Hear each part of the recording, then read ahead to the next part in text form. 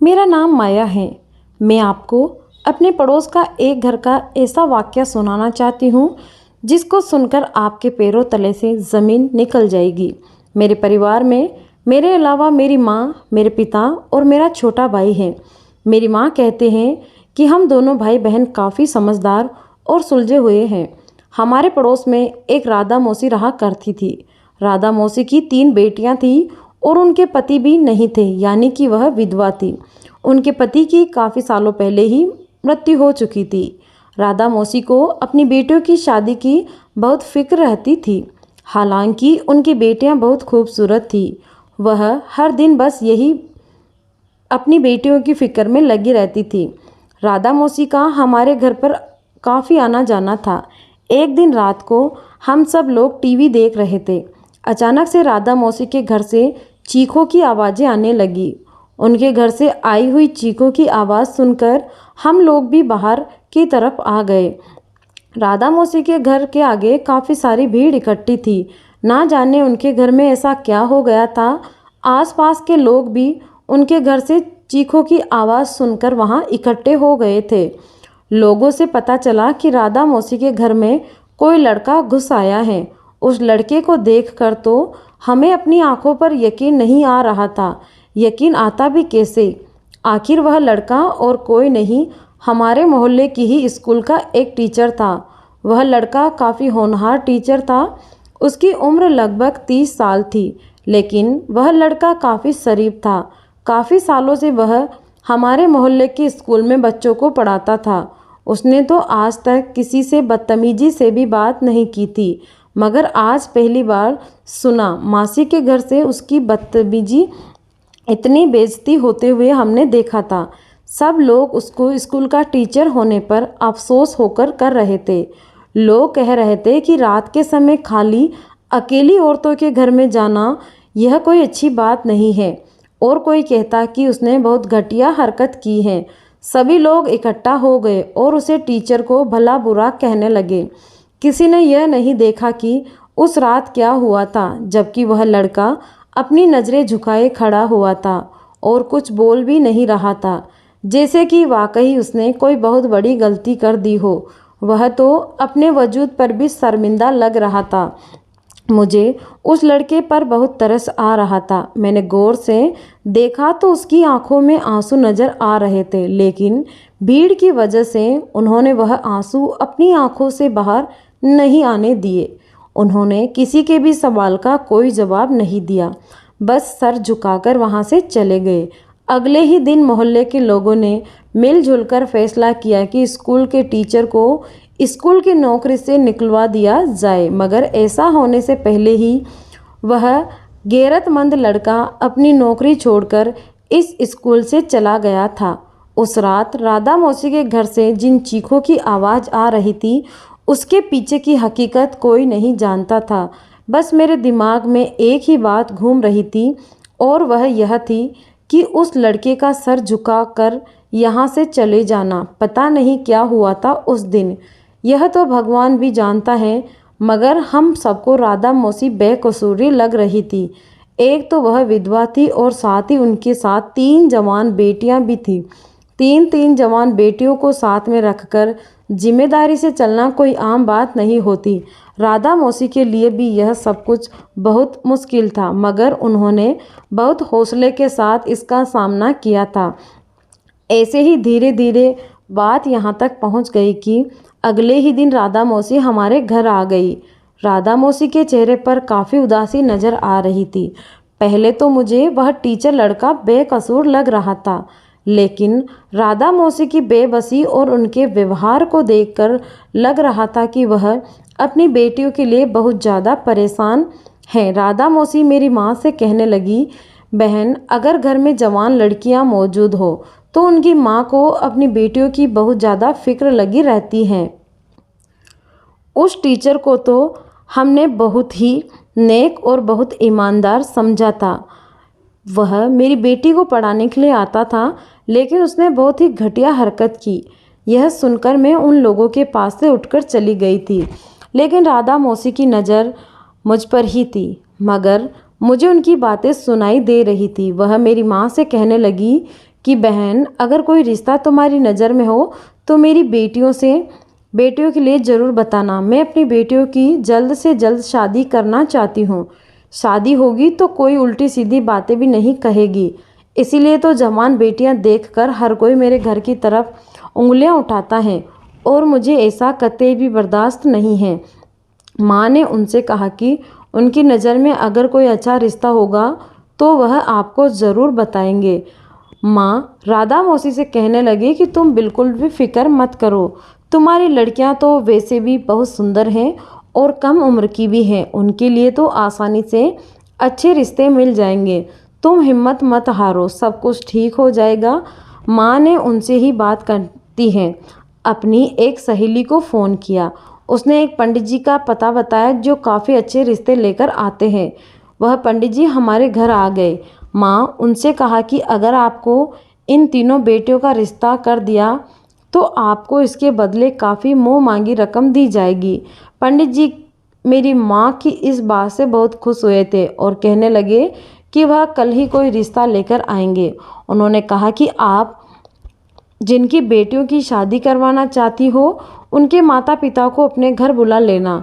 माँ कहने लगी कि लड़कियों के पिता तो नहीं हैं बल्कि उनकी माँ को मैं आपके घर बुला लूँगी। उन्होंने कहा ठीक है, आप उनको बुला लेना, मैं लड़कों की अच्छी अच्छी तस्वीरें लेकर आऊँगा, उनमें से वह पसंद कर लेगी। जो रिश्ता उनको सही लगेगा उसी के लिए मैं आगे बात चलाऊँगा। उन्होंने कहा कि मुझे पैसे की कोई ज़रूरत नहीं है और ना ही मुझे पैसों की कोई परवाह है। आप लोग बहुत भले लोग हैं, मैं कल आ जाऊँगा। पंडित जी की बातें सुनी तो माँ को तसल्ली हो गई। अगले ही दिन पंडित जी हमारे घर आ गए और उनके पास बहुत सारे लड़कों के फ़ोटो थे। राधा मौसी भी हमारे घर की बेटी हुई थी। राधा मौसी एक एक करके लड़कों की तस्वीरें देखने लगी। फिर एक लड़के की तस्वीर राधा मौसी को बहुत पसंद आई। उन्होंने कहा कि ऐसा लड़का ही मेरी बेटी को पसंद आएगा। यही लड़का बहुत अच्छा लग रहा है। यह लंबा में भी है, रंग भी गोरा है, शक्ल भी खूबसूरत है। मेरी बेटी को खूबसूरत लड़के ही पसंद हैं। राधा मौसी उस फोटो को देखकर काफ़ी खुश हो रही थी। उनकी सबसे बड़ी बेटी जिसका नाम रवीना था वह अब जवान हो चुकी थी और उसके लिए रिश्ते की तलाश राधा मौसी ना जाने कब से कर रही थी। लेकिन आज तो लड़का उनको रवीना के लिए पसंद आया था। वह लड़का मुझे तो खास नहीं लगा था, वह बहुत अजीब सा लड़का था। मुझे तो वह लड़का किसी तौर पर भी पसंद नहीं आया था। लेकिन राधा मौसी कहने लगी कि ऐसे ही खूबसूरत मर्द तो लड़कियों का दिल जीत लेते हैं। बस मैं अब अपनी बेटी की शादी इसी से भी करूँगी। राधा मौसी भी उसे लड़के की खूबसूरती से काफ़ी इम्प्रेस हुई थी। वह इस लड़के को अपना दामाद बनाना चाहती थी। मुझे नहीं पता था कि उनकी बेटी की पर्सनालिटी कैसी है, लेकिन मुझे तो इस लड़के को देखकर ऐसा लगता था कि रवीना ज़रूर इस लड़के से इनकार कर देगी। लेकिन इनकार की नौबत ही नहीं आई। माँ ने अगले ही दिन हमें बताया कि वह लड़का मौसी की लड़की से शादी करने के लिए तैयार हो गया है। मुझे तो इस बात पर यकीन ही नहीं आ रहा था और उन्होंने बताया कि वह लोग बहुत अमीर हैं, उनकी दौलत का तो कोई हिसाब ही नहीं है लगा सकता। वह लोगों को ज़्यादा तो नहीं जानती थी, लेकिन राधा मौसी इस रिश्ते से बहुत खुश हैं। वह चाहती हैं कि उनकी बेटी का रिश्ता इस लड़के के साथ हो जाए। उस लड़के का नाम लकी था। लड़का देखने का भी काफ़ी बहुत अच्छा था और बहुत दौलतमंद भी है। की बातों से सब लोग राजी थे। राधा मौसी भी ईश्वर का धन्यवाद किया और कहने लगी, ज़्यादा ना सही एक रिश्ते का तो बंदोबस्त हो ही गया।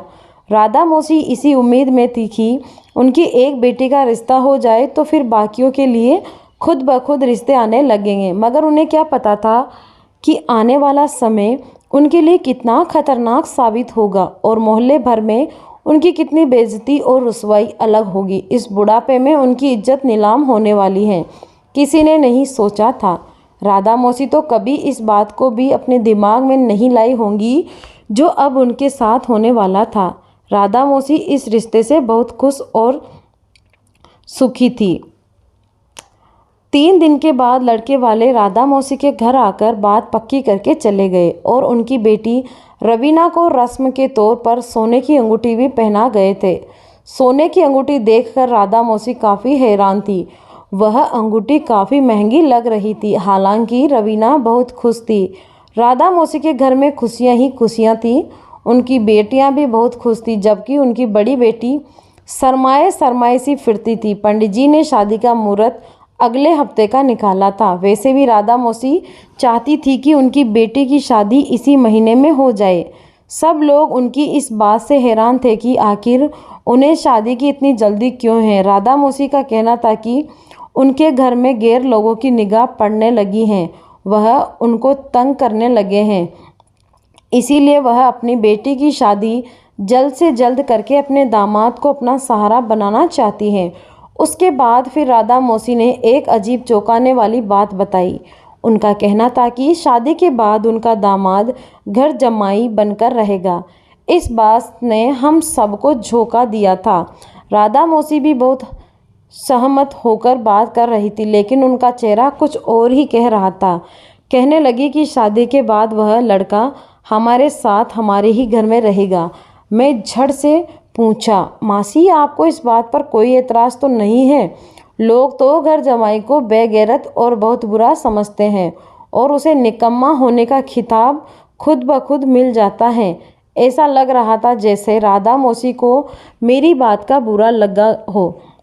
वह गुस्से से मेरी तरफ देखते हुए कहने लगी कि ऐसी बात नहीं है, मुझे अपने होने वाले दामाद पर पूरा यकीन है। तो हमारे साथ रहेगा तो हमें भी सहारा मिल जाएगा। मैं इस बात पर हैरान थी कि राधा मौसी का दामाद इतना ही अमीर है तो फिर घर जमाई बनने को कैसे तैयार हो गया। नहीं तो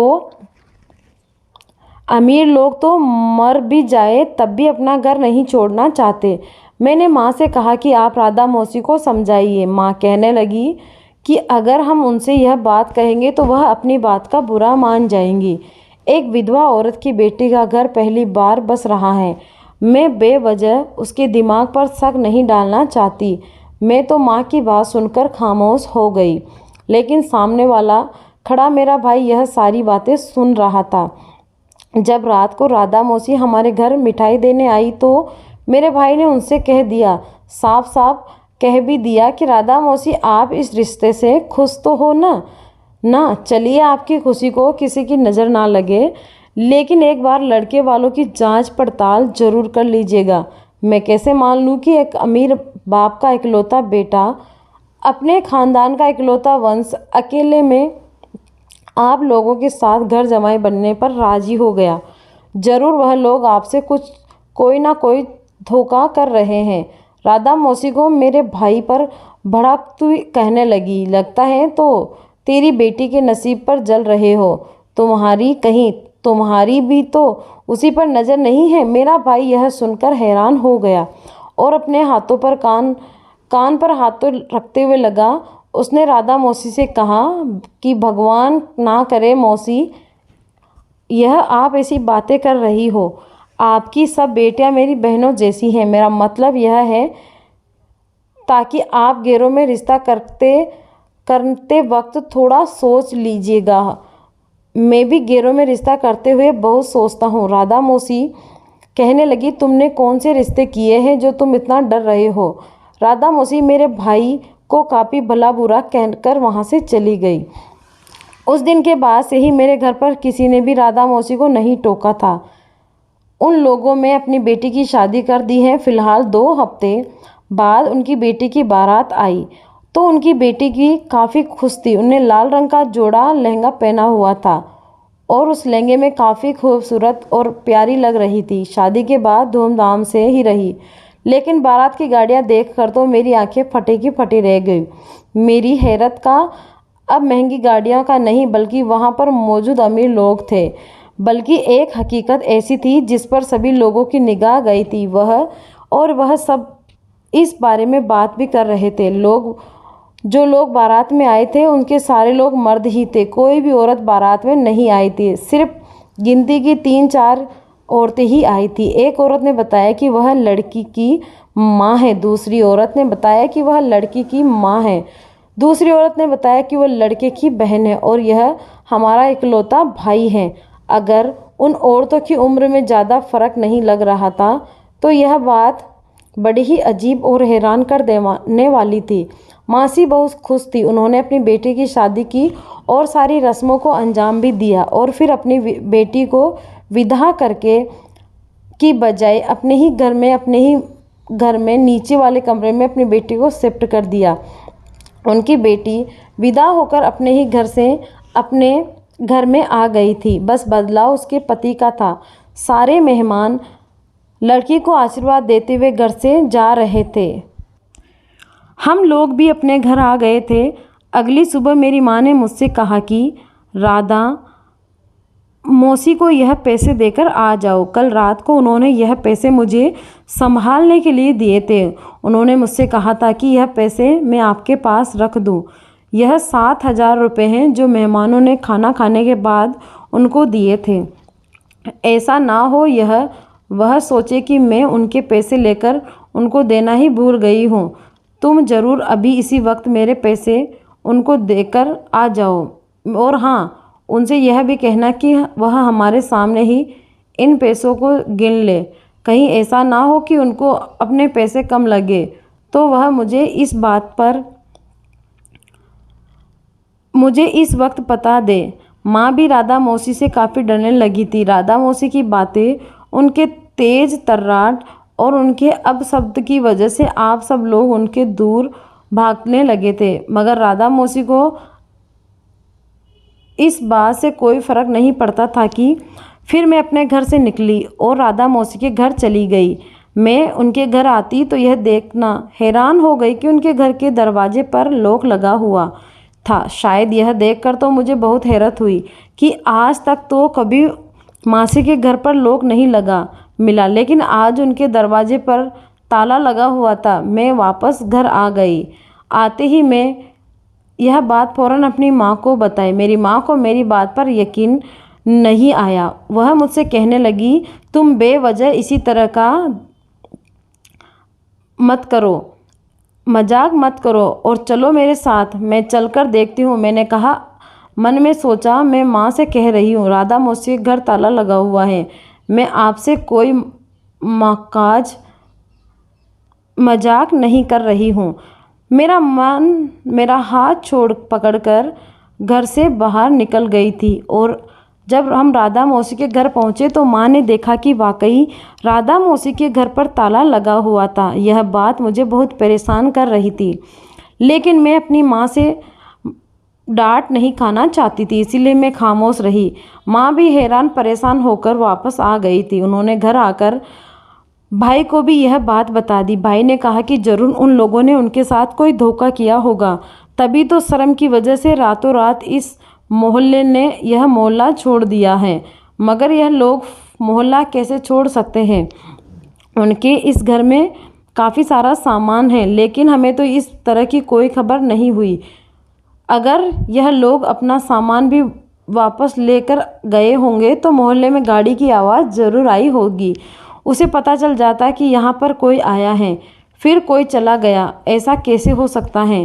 राधा मौसी रातों रात अपनी बेटियों के साथ घर ही छोड़कर चली जाए, ऐसा नहीं हो सकता। दौलत का नशा सर चढ़कर बोलता है तो इंसान काफ़ी कुछ बन जाता है और फिर बाद में पछताता है फिरता है। मेरे भाई ने यह बात कही तो दी, लेकिन मुझे अपनी बात पर बिल्कुल भी यकीन नहीं था और यकीन आ भी नहीं सकता था। मैंने तो अपने दिल में फैसला कर लिया था कि मैं राधा मौसी के घर निगाह रखूंगी। ना तो वह उनके घर के बाहर मौजूद थी, हो सकता है वह बाहर ही ना आना चाहती हो।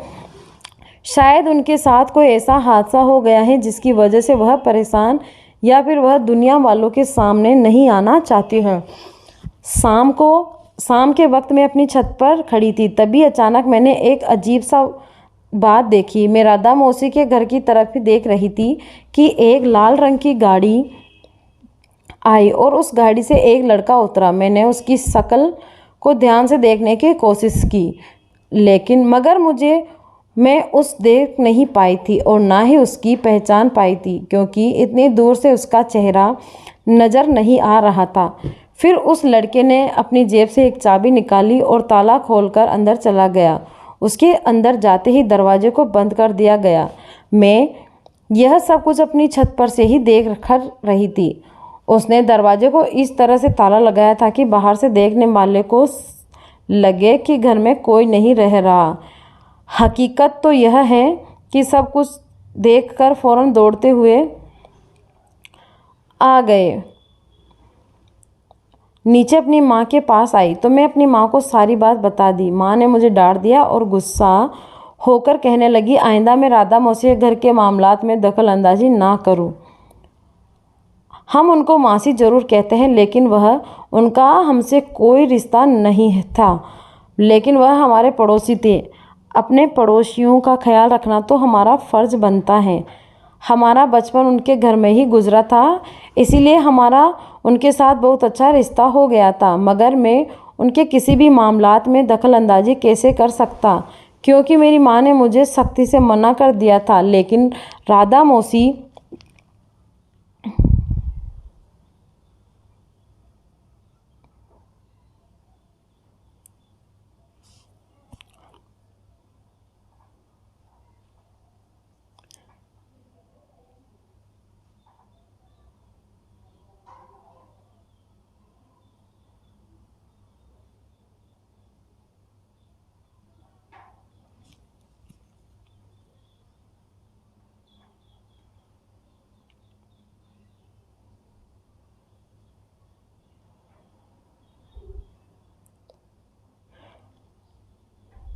राधा मौसी के घर के मामलात में दखल अंदाजी ना करो।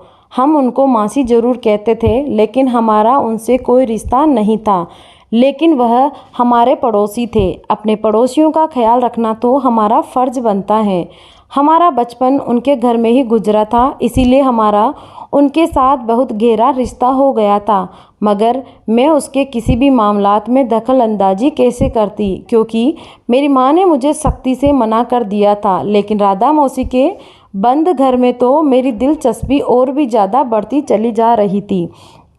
माँ के कहने पर तो मैं उनके घर को बुला दिया था, लेकिन एक दिन रात के समय राधा मौसी के घर से चिल्लाने की आवाज़ आने लगी। किसी ने यह बात मालूम महसूस नहीं की, मगर मुझे उनके घर से किसी औरत के चीखने की आवाज़ आ रही थी। मैं फ़ौरन दौड़ते हुए छत पर गई। छत से जाकर देखने लगी, लेकिन कोई भी मुझे आसपास से उनके घर की तरफ जाते हुए नहीं दिखा था। शायद लोगों को उनके घर से चीखने चिल्लाने की आवाज़ सुनने की आदत हो गई थी, या फिर वह टीचर वाला वाकया सबको याद आ गया था। अब तो राधा मौसी पर भी कोई तरस नहीं खाता था। वैसे भी उनके घर के बाहर तो ताला लगा हुआ था। सभी लोग यही समझते थे कि इस घर में वह नहीं है, इसीलिए कोई सोच भी नहीं सकता था कि राधा मौसी अपनी बेटियों के साथ उस घर में मौजूद हैं। किसी ने भी उन तीनों की तरफ ध्यान नहीं दिया था। मैं भी थोड़ी देर बाद छत पर टहलकर नीचे आ गई। मेरे पास भी कोई चारा नहीं था। आखिर मैं भी क्या कर सकती थी? अकेली तो मैं भी कुछ नहीं कर सकती थी, जबकि मेरी माँ और मेरा भाई इस बात के बहुत खिलाफ थे कि उनके घर की बातों पर ज़्यादा ध्यान ना दूँ, यह ज़्यादा वहाँ दिलचस्पी को। खैर, अगले ही दिन सब लोगों के सामने उस बंद घर का राज खुल चुका था। कुछ ऐसा हुआ कि हमारे मोहल्ले में पोलियो की दवाई पिलाने वाले औरतें आ गई। उन लोगों को अपना कैंप लगाए हुए काफ़ी रात हो चुकी थी। वह औरत राधा मौसी के घर के आगे जब गई, जब वह लड़का अपने लाल रंग की गाड़ी लेकर आया था। वह लड़का राधा मौसी के दरवाजे के पास आकर रुक गया। पोलियो वाली औरतों ने उससे कहा कि वह उस घर के अंदर जाने दे। उस लड़के ने पोलियो वर्कर्स के साथ बदतमीजी करना शुरू कर दी। वह कौन था यह तो मुझे उस वक्त नहीं पता था, लेकिन उस पोलियो कर्मी को उस लड़के पर कुछ शक हुआ। वह लड़का उनको ठीक नहीं लगा, इसीलिए उन लोगों ने पुलिस को बुला लिया। 1 घंटे बाद ही पुलिस राधा मौसी के घर के दरवाजे पर मौजूद थी। पुलिस ने राधा मौसी के घर का दरवाज़ा खुलवाया। बाहर से ताला लगाकर लोगों को बेवकूफ़ बनाने की कोशिश की जा रही थी, मगर पुलिस को ऐसे लोगों को पकड़ने में माहिर होती है। जैसे ही घर का दरवाज़ा खुला, राधा मौसी की बेटियों की चीख ने चिल्लाने की आवाज़ बाहर तक आने लगी। राधा मौसी की बेटियों के घर के अंदर ही कैद किया गया था। उन्हें ऐसा लगा कि कोई उनकी मदद करने के लिए आया है। तभी वह चीखती पुकारती बाहर आ गई। राधा मौसी भी काफ़ी घबराई हुई थी। राधा मौसी की शक्ल देखकर तो ऐसा लग रहा था जैसे उन्होंने काफ़ी दिनों से कुछ खाया पिया भी नहीं था। हम लोग यह सब कुछ देखकर हैरान हो रहे थे कि उन्हें आखिर क्या हुआ है।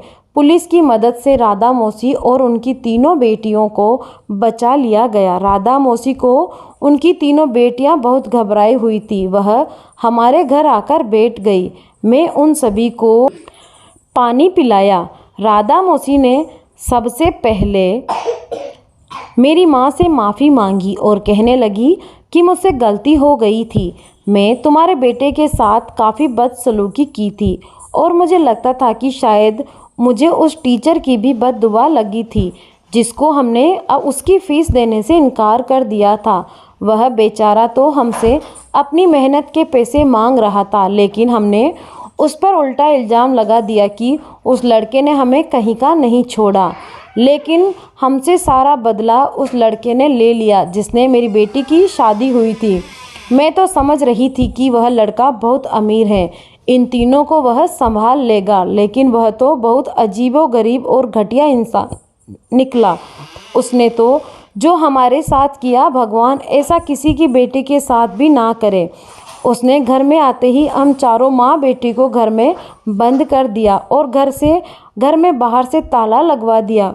मेरी जिस बेटी के साथ उसकी शादी हुई थी उसने तो उसकी भी कोई लाज नहीं रखी। उसने उसे डरा धमकाकर हमसे मेरे घर के पेपर्स मांगे। उसने मुझसे कहा कि मैं साइन कर दूं और घर उसके नाम कर दूं। मैं समझ गई थी कि इसके क्या इरादे हैं। आखिर वह जानता है कि जो वह चाहता है। मैं उसे सब में इनकार करती रही। मैंने उसकी बात नहीं मानी। इस बात पर उसने हम सबको कमरे में बंद कर दिया। अगर पुलिस नहीं आती तो हम सारी उम्र उस कैद में सड़ते रहते। इसीलिए उसने घर के बाहर ताला लगाकर सबको यही जाहिर करवा दिया है कि हम लोग घर से बाहर गए हुए हैं, जबकि हम लोग कहीं भी नहीं गए हुए थे। मैंने अपनी ज़िंदगी की सबसे बड़ी गलती की है। उस शख्स ने हमें कहीं का नहीं छोड़ा। भगवान ने हमारी इज्जत पर कोई दाग नहीं आने दिया, वरना ना जाने मेरा और मेरी बेटियों का क्या होता। राधा मौसी यह सब का बोलकर खूब रो रही थी और उनकी तीनों बेटियां बहुत डरी हुई लग रही थी। कुछ देर के बाद पुलिस हमारे घर आई। पुलिस ने उन सबके साथ जो हुआ था उसके बारे में पूछताछ की। उनकी तीनों बेटियां इतनी डरी हुई थी कि उनके मुंह से एक शब्द भी नहीं निकला, लेकिन राधा मौसी ने पुलिस को सब कुछ सच सच बता दिया। उस लड़के को पुलिस अरेस्ट करके अपने साथ ले गई। वह लड़का पहले भी और बहुत सारी लड़कियों के साथ शादी करके उनके घर वालों को टॉर्चर कर चुका है। हम सबको राधा मौसी पर बहुत तरस आ रहा था, लेकिन अब हम क्या कर सकते थे। उनके साथ तो वही हुआ जो उनके भाग्य में लिखा था। कहते हैं ना कि अपनी बेटी की शादी सोच समझकर देखभाल करके ही करनी चाहिए। मौसी ने काफ़ी जल्दबाजी की थी। जल्दबाजी में किए हुए फैसले हमेशा गलत साबित होते हैं। उस लड़के को तो सज़ा मिल चुकी थी, लेकिन राधा मौसी के दिल में जो उसने डर बिठाया था, शायद वह इतनी जल्दी उनके दिल से नहीं जाता। दोस्तों, उम्मीद करती हूँ आपको हमारी कहानी पसंद आई होगी। कहानी पसंद आई है तो वीडियो को लाइक करें। चैनल पर अगर आप हमारे साथ नए जुड़े हैं तो चैनल को ज़रूर सब्सक्राइब करें।